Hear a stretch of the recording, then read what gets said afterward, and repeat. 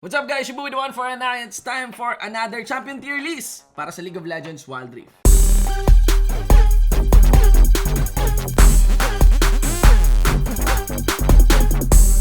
Kakagaling lang natin actually sa patch 2.3a, no? And we're actually doing the Wild Rift Summer Super Cup. And mula dun sa mga minor lang naman na changes mula ng 2.3a kasi mas malaki yung changes ng 2.3. At syempre yung mga napapanood din nating running draft para sa Summer Super Cup actually nangyayari ngayon. Ito ang ating champion tier list based on that. Syempre may basis din to mula dun sa personal experience ko sa solo queue and also some games that I have watched on the solo queue from other streamers. Simulan na natin. Magtungo muna tayo ngayon sa Baron Lane. So, mula sa patch 2.3, no, some changes lang naman sa Baron Lane kasi minor lang naman, again guys, yung update ng patch 2.3a mula sa patch 2.3 which is actually a massive patch. Ang mga pagbabago sa Baron Lane is that si Garen, nagbalik siya to S+.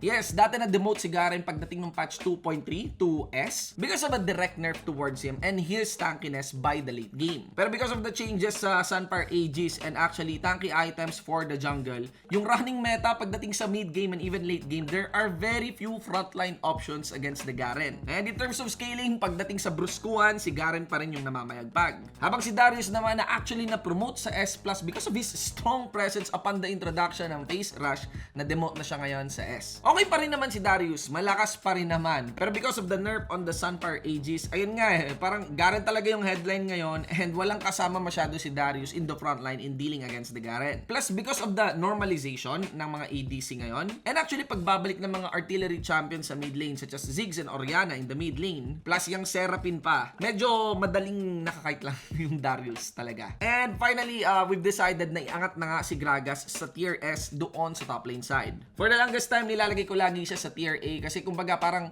jack of all trades naman talaga si Gragas pero hindi siya super outlier and I really feel nakadepende pa rin talaga sa player yung lakas ni Gragas.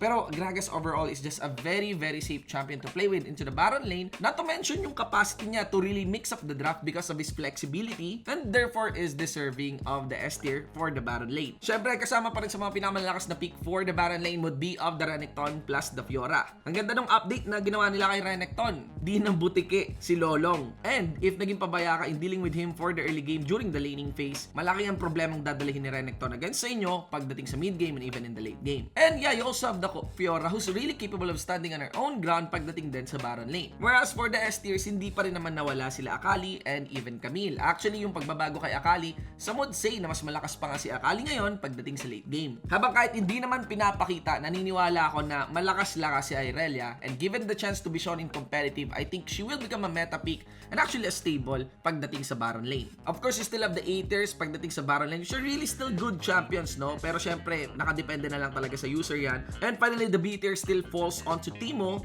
plus Vayne. Meron akong pagdududa para sa Vayne, but with the presence of Garen a lot in the current meta, maybe lang baka maging okay si Vayne. Now we move next pagdating naman sa jungle. Kahit maraming item changes na nangyari pagdating sa jungle and even the mechanics of having mana on the smite, medyo minimal lang ang pagbabago natin sa mga tiers na nasa jungle. Una muna ay si Ramos. Si Ramos niangat natin sa S tier because of the introduction of the new runes despite the slight nerf onto his late game. Magbabalik muna si Ramos ngayon to tier A. Whereas, I think isa tong pick na madalas ko nakikita actually sa solo queue pero hindi pa napapakita masyado sa competitive. Pero one really strong pick now in the jungle is actually a Pantheon. Hindi nagmimiss ang kanyang stun, has a nice protection on that part and puts a lot of pressure on the lane that he is ganking. Tandaan nyo na meron pang global presence din si Pantheon. Now for a quick check into the jungle because of the 2.3 changes, still not affected heavily of the tanky item changes ng 2.3a. Nasa top picks pa rin ang tulad nila Olaf at saka nila Vi and even Camille. They're just very stable into the jungle and I really believe in the hands of a good player and a team working around this kind of champion picks, I think they're very deserving of the tier S plus pa rin. Para naman sa S tier, nga, hindi mawawala dyan si Rengar and of course Lee Sin is still there pero medyo dwindling na yung pick rate kay Lee Sin na. You also have Jarvan despite the nerf pero antayin natin kung gaano pa talaga siya maapektuhan pa nung nerf dun sa Sunfire Aegis sa jungle and Gragas and like I said, Pantheon. Also watch out for the likes of Kha'Zix. It seems that Kha'Zix is also on the rise then for the running meta because of the reduced tanky option options pagdating sa jungle, and not to mention the consistent mana na available din doon. Habang yung nerf naman kay Evelynn on patch 2.3a, talaga ako nilalagay ko na lang talaga siya sa tier A, and I really believe nandito na lang muna talaga si Evelynn, tier A.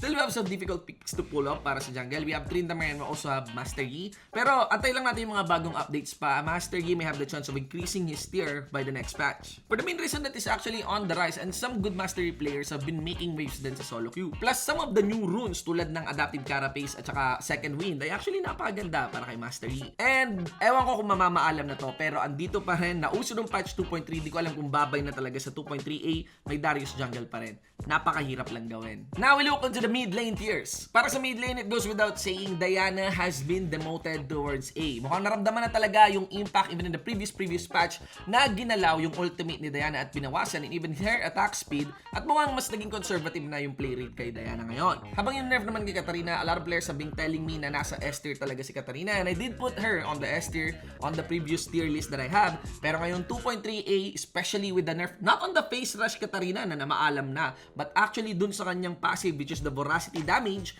I think bababa muna si Katarina ngayon towards tier A. Pero ako, para sa akin, strong pick pa rin si Katarina. Habang yung mid lane Darius naman na in-inspire tayo mula doon sa Icon series, inalis na natin. So for a quick look ng mid lane, nakakatuwa ang itsura ng mid lane ngayon. Akala nyo kapag may S plus tier, mas maganda yon. Pero para sa akin, mas maganda actually kapag nagkukumpul-kumpul onto the middle tiers ang mga champions sa League of Legends Wild Rift. Ibig sabihin nun, yung meta may pagka-balance na. And some coaches actually told me na ang meta nga ngayon ay isa sa mga pinaka-balance na running meta. Wala tayong S plus tier, but we still have strong picks pagdating sa mid lane. We have Galio, Twisted Fate, Ziggs, Ari, Seraphine, and even Gragas, really viable for the mid lane. Habang yung pagbabago naman kay Akali still retains her onto the mid lane. At bantayan nyo to, nasa tier A lang ngayon si Orianna, pero sa panonood ko ng Summer Super Cup, mukhang aangat na ulit siya sa S tier. Pero tingnan na lang natin, panoorin pa natin yung Summer Super Cup and even the current meta. Kasama rin dito sa A tier sila Kennen, sila Irelia, Lux, Katarina, Aurelion Sol, Zed, Corki, Annie, Fizz, Diana, at Yasuo. Tandaan nyo guys na again, ang A tier guys ay hindi mahinang tier. Ito yung tinatawag nating middle tier or good tier. Kumbaga maganda sila laruin talaga sa mid lane.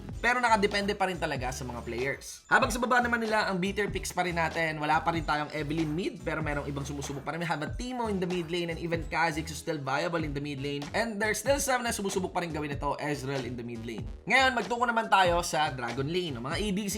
Same with the mid lanes, wala pa rin S plus tier pagdating sa ADC position. Kumpara ng Miss Fortune dati o Jhin dati and even Kai'Sa dati, which is the latest one, wala akong nakikitang S plus tier talaga pagdating sa ADC. Kumbaga, like I said, maganda to. Walang super sure win pick pagdating sa ADC position. Pagdating sa competitive, makikita mo nagre-revolve lang siya doon sa mga champions na included on the S tiers and even some on the A tiers. Pero may mga pagbabago pa rin sa tiering sa Dragon lane. Una muna is si Tristana. Tristana now climb up to the S tier. Maganda si Tristana. Actually, yung buff sa kanya enough na para salbahin siya, and the nerfs on some of the top tier ADCs allowed for players na pansanin na muli si Tristana. Plus, the current meta ng mga fighters ngayon, although they have some dashes of their own, ang ganda pa rin ng range ni Tristana at nakakarating naman siya sa late game scaling na hinahanap niya. Habang si Ezreal naman dating S tier ay bababa na muna sa A tier. Malakas pa rin si Ezreal, good champion pick pa rin naman yon. Pero sadyang pagdating sa competitive lang, medyo na-overshadow na siya ng tulad nila Varus, Saya, lalo na ng Kai'Sa. At gaya nga ng sinabi ko kanina, Saya from tier A ay promoted now to tier S.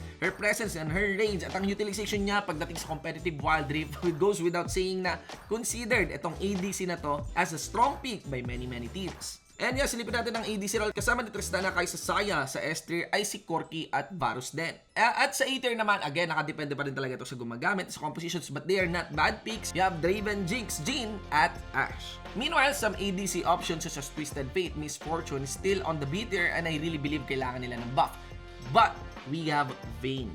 Vayne nasa B tier siya ngayon kasi syempre medyo challenge pa talaga yung scaling niya at yung range and kit niya para sa pacing ng Wild Rift early game. May mga mas maganda talagang ADC. Pero sa organized play, lalo na yung pick ng Amiha na Vayne para itapat sa isang Garen at Tristana, that is just downright genius, no? Right now, one of the biggest names for the current meta ay si Garen, guys. And yeah, kung kaya nyo masyutan ng Vayne, directly countered talaga ng Vayne yon. So tingnan natin on the next patch anong mangyayari kay Vayne. Because I do love a meta na involves si Vayne. And finally, we have the Ziggs ADC on the C tier. Very difficult and demanding to pull off, pero even competitive, ginagamit yan. And finally, we have the support tiers. Para sa support tier, no, because of the reduction on the frontline options, because of the nerf doon sa Sunfire Aegis in the jungle, mukhang okay na talaga si Rakan. Even before patch 2.3a, malakas ng pick si Rakan. Napipili na siya sa mga competitive games. And with this new patch, feeling ko mas selyado na talaga. Rakan, promoted now to S+.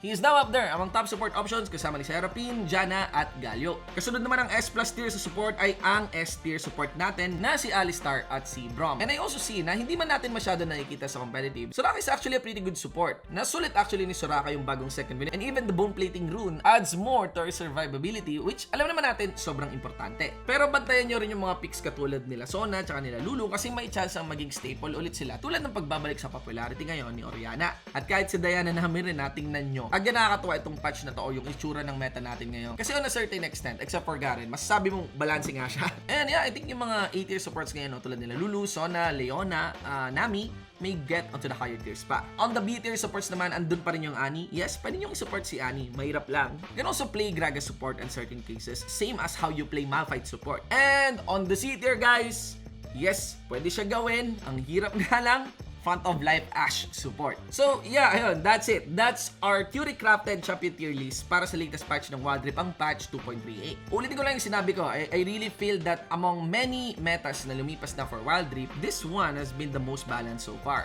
Pero yes, may mga outliers pa rin tulad ni Garen. Pero maganda dito sa patch 2.38, kahit may nagaganap ng Summer Super Cup ngayon, ang pakiramdam ko hindi pa talaga ito nagno-normalize. Hindi pa ito yung huling itsura nito. Again, may tournament na nagaganap ngayon and just a few days ago may patch na na-introduce. And not to mention, majority of the tournaments na napapanood natin ngayon ay bawal pa ang Irelia at ang Riven. Mga pinakabagong champions for Wild Rift. And I also feel, isa sa mga pinakamalaking changes mula sa patch 2.3a, yung paglalagay ng mana, ng 4 mana every second in the jungle ay napakalaking bagay that can actually give a lot of new options in terms of champion picks and even playstyle. For example, bibigay mo yung blue buff mo sa mid lane mo dahil ang dami mo ng mana. Just a possibility, Again, marami pang possibility because of the changes introduced mula sa patch 2.3a at dun kayo dapat maging excited. Anyway guys, that's it. That's it for this video. Sana may natutunan or nag-enjoy kayo sa panonood ng video na to. Like if you like the video, subscribe to support the channel. Let me know in the comment sections, what do you think of this champion tier list para sa patch 2.3a ng League of Legends Wild Rift? I am Shinbu with the one for an eye. Always saying na lahat kayong gamers, mabuhay!